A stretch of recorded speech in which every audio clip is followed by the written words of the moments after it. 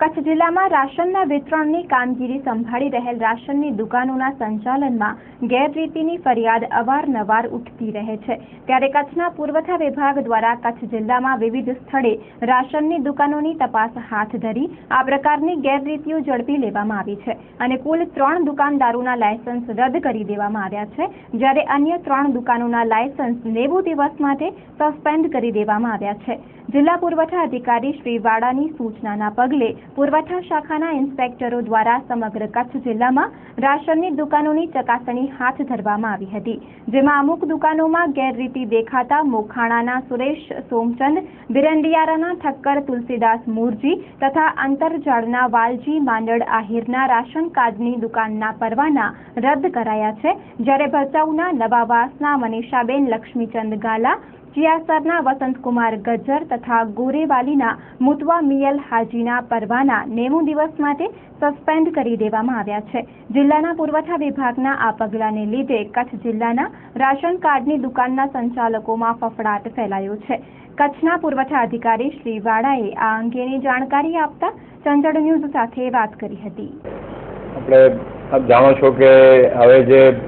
સસ્તા અનાજની દુકાન પરથી જે માલનું વિતરણ થાય છે, બારકોડેડ રેશન કાર્ડના આધારે આપણે વિતરણ કરી રહ્યા છીએ અને બારકોડેડ રેશન કાર્ડમાં દરેકે દરેક જે આપણા રેશન કાર્ડ ધારકો છે એના આપણે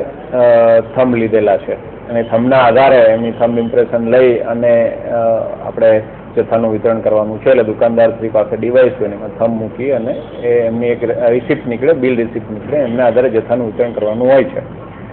પરંતુ અમુક અનુભવે એવું જણાવ્યું કે અમુક દુકાનદારશ્રીઓ સુચારુ રૂપથી આ પ્રક્રિયા અનુસરતા નથી, જેથી એ પણ એક કારણ હતું અને એ સાથે સાથે શા માટે આ પ્રક્રિયા અનુસરી શકતા નથી એ પણ અમારે જોવું હતું। એટલે અમે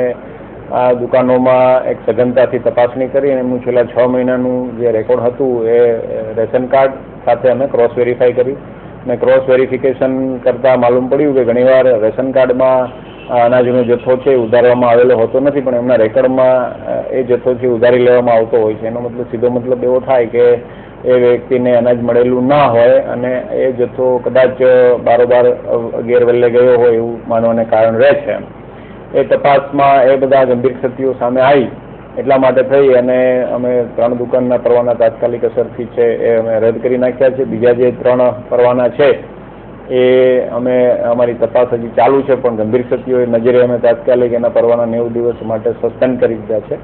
અન્ય દુકાનો જે છે આ પ્રકારની એમાં હજી વિશેષ તપાસણીઓ પણ અમારી ચાલુ છે, એટલે આવનારા દિવસોમાં એ લોકો સામે પણ કાર્યવાહી કરવાનો સંભવ રહે છે। કહેવાની વાત એ છે કે જે